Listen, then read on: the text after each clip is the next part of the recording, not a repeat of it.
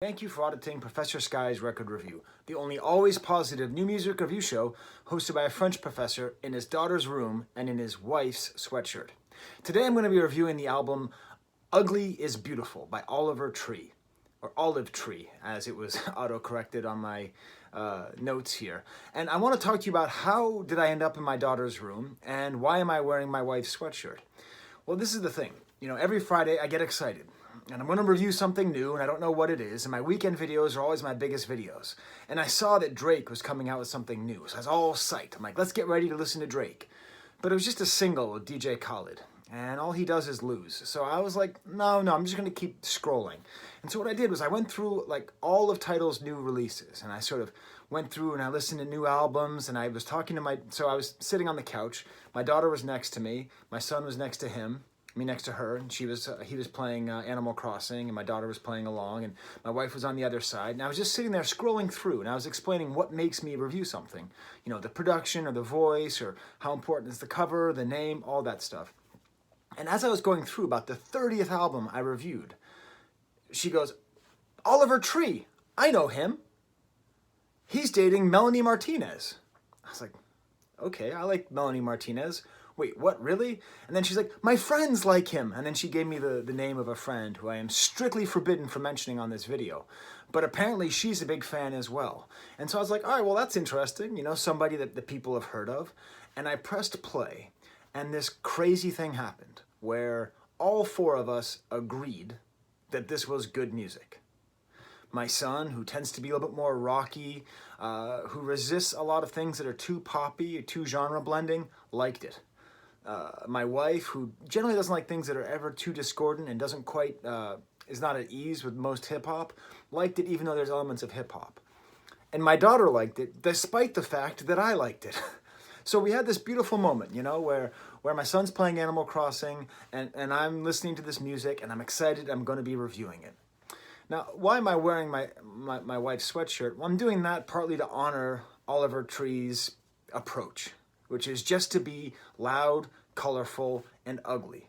In my 5 minutes of research, which were probably more like 10, the way that he's described is as being kind of like a meme, like sort of serious and sort of not. And I think that's seen in the way he presents himself. He has like a monk cut, and he wears ridiculous sunglasses on the bridge of his nose, and he's always wearing like this very brightly colored windbreaker. This is the closest approximation to that, and huge bell-bottom pants. And everything about him is funny, is smart, and it's catchy. And you never know when is he being serious. When we look back at the 2000s and the 2010s and the 20s, that's going to be one of the primary questions. What is the influence of troll culture on music and on art, where things are both serious and not serious at the same time? Even his name, his real name, is Oliver Tree Nickel.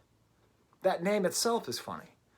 I mean, first of all, Olive Tree is funny. He's from Santa Cruz. I believe there are olive trees in Santa Cruz. But then even the name Nickel in German means goblin. Like that's why pumpernickel, look it up. Pumpernickel, the bread, means fart goblin. It's true. But like nickel means goblin. So his name is actually Olive Tree Goblin. What an amazing name. If you look at his cover, you're really trying to wonder, like, is he being serious? I mean, there he is. There's the guy. He's got the balloons and the triangle and the fire. And it's like, can he really be serious?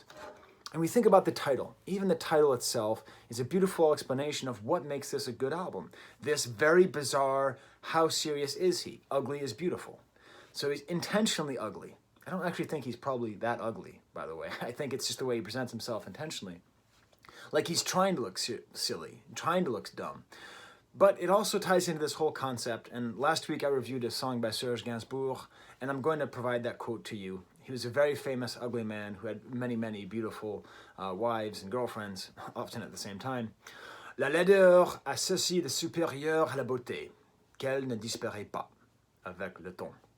Ugliness is superior to beauty in the fact that it does not disappear with time. And so here we are. Ugly is beautiful. And in my 5 minutes of preparation, getting ready for this album, I noticed that Anthony Fantano of The Needle Drop, the excellent music review channel, did a whole hour interview with him. I didn't watch it. I just watched the first 5 minutes. And it's funny because the whole time he was just complaining about how the record company messed up this release. That like, he's had this album out for 3 years, and he's had to come out EPs, and he had to get 1 million followers, and he's just sitting there complaining that 90% of being an artist is promoting yourself, 10% is making art. And I want to let in a little thing here for those of you who don't know what it's like to be an actual college professor. At times, it feels like 90% of your work is talking about what you did, talking about what you're going to do, making rubrics, giving assessment data, all this kind of non-teaching work, and only 10% is teaching. So I kind of related to that. And apparently this guy is not just a musician, he's a comedian. He may or may not be an actual professional scooter guy. I don't know if he's just trying to pile affect on top of affect, but he's a comedian, a musician, a filmmaker, and there's something really funny about the fact that in the brief amount of time I spent studying him, he goes on and on about how corrupt the music industry is, because he is so clearly, keenly aware of the importance of marketing. He himself is one giant marketing act. Just his music, if he just looked like a normal dude from Santa Cruz, how much would people be responding to it? But this whole outrageous look, and the affect of the haircut, and the affect of the sunglasses, and the affect of the balloons, and the affect of the being ugly, and the affect of the scooter, everything's all topped on top of itself. So it seems to me that this is sort of an ironic anger at the studio system because the studio system works for him. But let's just get to the beauty of this channel. The beauty of this channel is I've never heard of him until last night when I was sitting on my couch and my kids were playing Animal Crossing. Woohoo! I had never heard of him. So he might be releasing albums and EPs, and he has a huge social media presence apparently. And he was on Vine, and TikTok, and whatever the hell he's on, and Twitter, and Instagram, and all that. And I don't know anything. I got to approach this album entirely as a new piece of work. And I'm very happy to say I love this album. There's so many things about this album that I shouldn't like. It's a good example of multipop, a term I defined in my last video, which is just my way of describing any kind of pop music that merges together more than two genres. I think we just need to just call things multi-pop. We've got indie rock, emo, alternative rock, hip-hop, a little bit of reggae in there, kind of half rapping, half singing, a slight effect on the voice. Reminds me at times of 21 Pilots in a way. The guitar most often reminds me of the Pixies or Nirvana, or kind of 90s style, very simple guitar chords being played, very catchy. Some trap elements with drums. He's authentic and he's joking at the same time. He's actually very Santa Cruz, now that I think about it. Patricia Taxon, who I review quite a bit here, is also from there. I think there's a lot of similarities with the idiosyncrasy, the absolute weirdness. If you've never been to Santa Cruz, it is one of those places on earth, like the entire state of Texas, that has its own personality to the point where if someone says they're from Santa Cruz, it means something. Very Santa Cruzian, this music. But we have all these kind of elements all together, you know?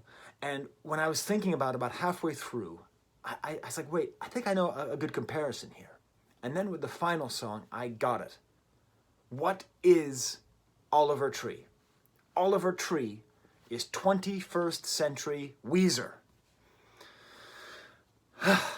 Weezer has a bunch of fans, and when you say anything bad about Weezer, they get super uptight, or they join you and say, yeah, Weezer used to be good then, and now they suck, or they were good then, and then they suck. I don't care. Weezer fans, I love you, and I hate you. Go to hell. But this is the reason why I say that Oliver Tree is the new Weezer. Weezer also threads that line of when are they serious, when are they not? Is the cover of Africa by Toto a joke? Do they actually respect the songs they cover? When they write songs that are so clearly a cash grabs, when they work with people like, was it Jake Sinclair, the guy who works with Panic at the Disco? Are they really a pop band? Are they really a rock band? Where is the real Rivers Cuomo? Where is the real Weezer? We can't quite find it. What's the one thing that we know is the truth about Weezer? The one thing we know that is the truth is that they are obsessed with making pop music, with writing melodies and making songs that fit together and make the effect of something catchy, relatable, and enjoyable. And that is the only doctrine that makes sense with Weezer. There's nothing about guitar or alternative or expression or identity or anything. The bottom line is the hook, the pop power. And I think, based on just this, listening to this album 2 or 3 times, that's who this Oliver Tree is. He will do anything for the hook, for the song, any genre, anything. And the end result is something much like a good Weezer album is awesome. It's frustrating at times, it's challenging at times, and at times it's as easy as vanilla yogurt, right? He's able to do all this together. Everything serves the pop goal of catchy, good songs. That's why I put in the thumbnail, the 21st Century Weezer. Now let me go through kind of track by track my pink Citroën, my pink sweatshirt. I hope I'm not, it's kind of hot in here. I might be sweating up my wife's sweatshirt. Sorry, dear. So let me kind of go through track by track and talk about it, because each track is quite different. It starts off with something called Me, Myself, and I, which I was hoping would be a De La Soul cover, but it wasn't. And it announces the sort of the thematic, the atmosphere of the album pretty well here. It's guitar-led, kind of emo alternative style, very nice and catchy. Leads into 1993, which apparently was the year he was born. I was a sophomore in high school. It's all right. Kind of singing, rapping style, really nice layering. It's a very well produced album. I wonder if the 3 years that it took to produce was to make it more produced. Geez, what a terrible sentence. I only have notes, I don't have scripts, but that was a bad sentence. I wonder if the 3 years this took to produce was to make it better produced.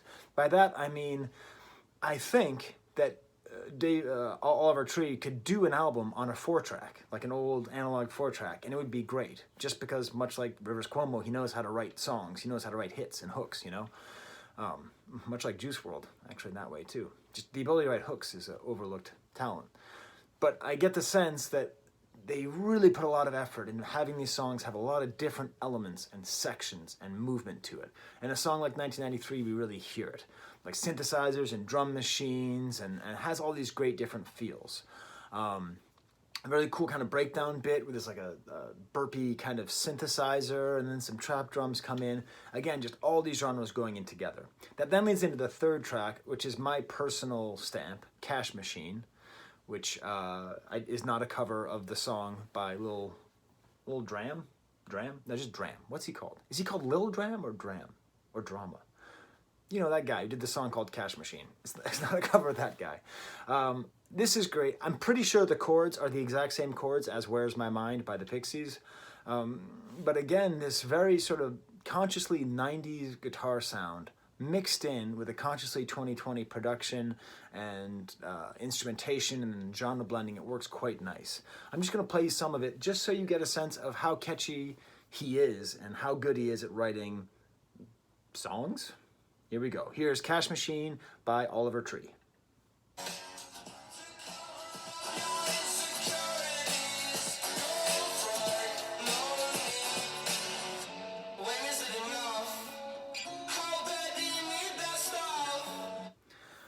I'm going to stop there. I think I'm going to avoid the copyright goblins, the copyright nickels. See, put that back. This is another good example of the kind of thing that Weezer does, because this is a song which appears to be against capitalism, against needing money. Beautiful song, beautiful lyrics about gold teeth covering up cavities, you know. But like,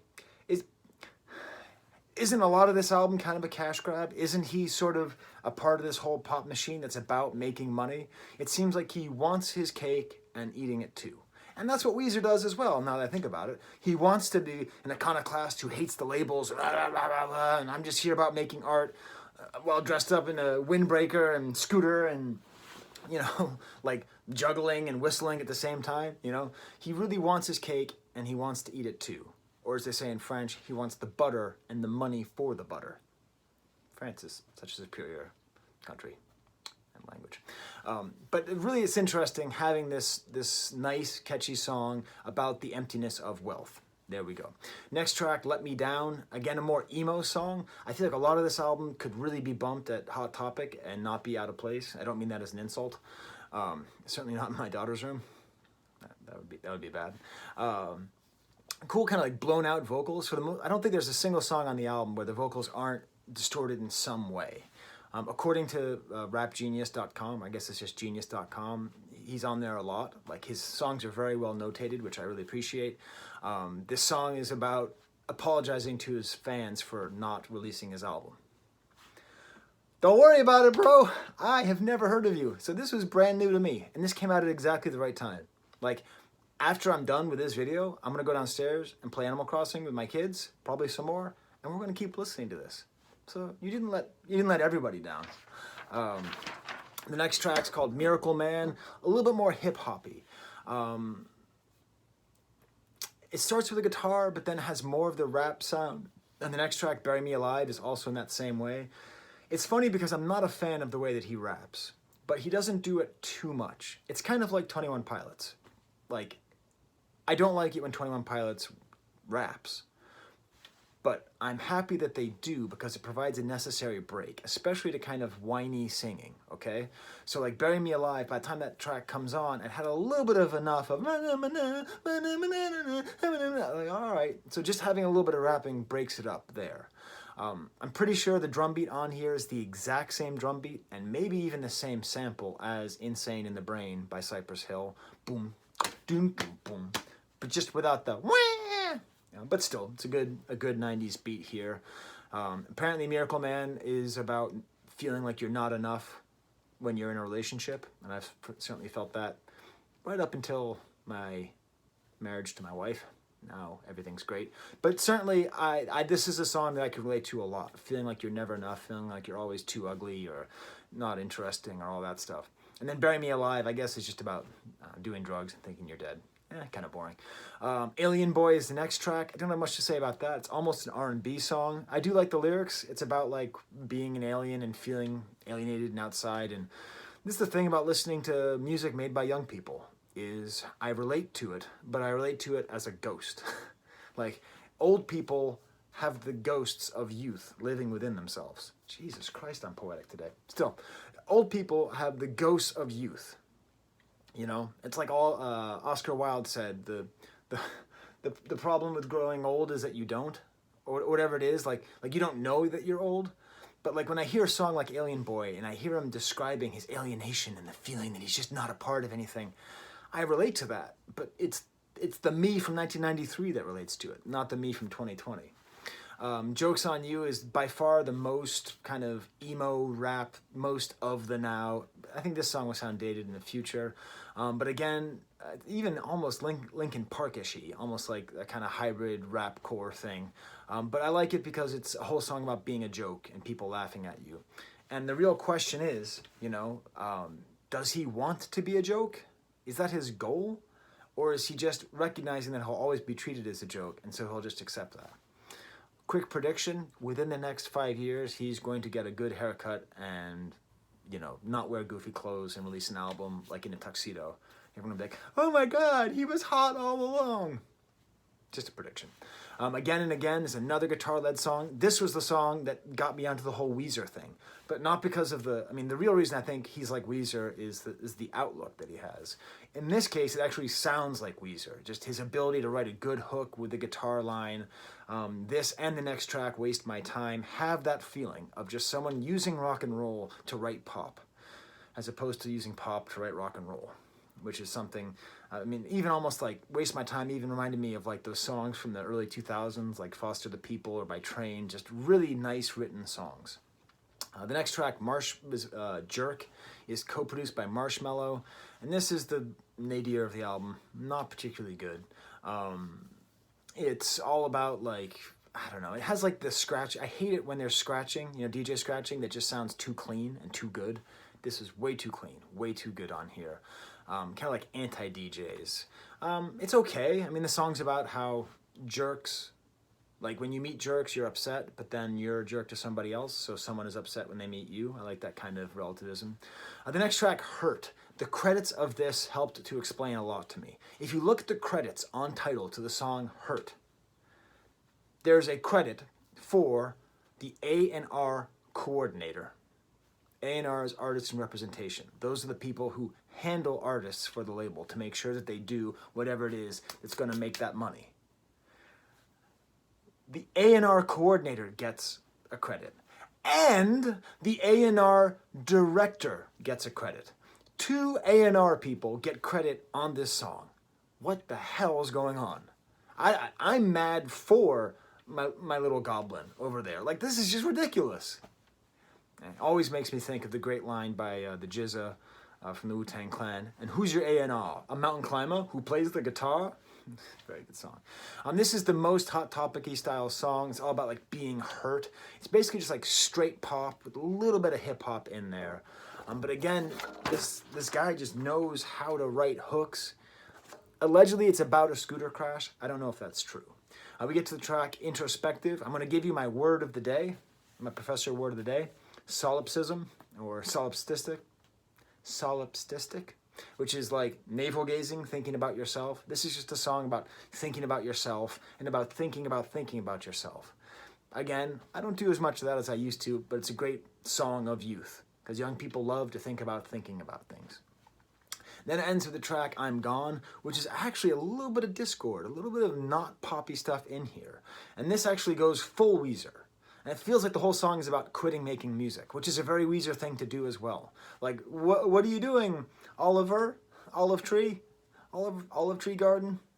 Goblin? Like what are you actually going to do here? You're just going to stop making music, or you're not? And it's just a great, pulsing rock and roll song.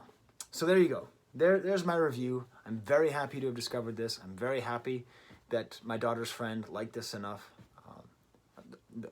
This is her mood wall, or her thematic wall. What does she call it? Aesthetic wall. And one of the people behind these notes is the person who likes this music. So for her and for Pua, and allegedly, my daughter tells me that if I release this video right now, Oliver Tree, and I tag him on Instagram or Instacart or whatever, Oliver Tree will watch this and promote it.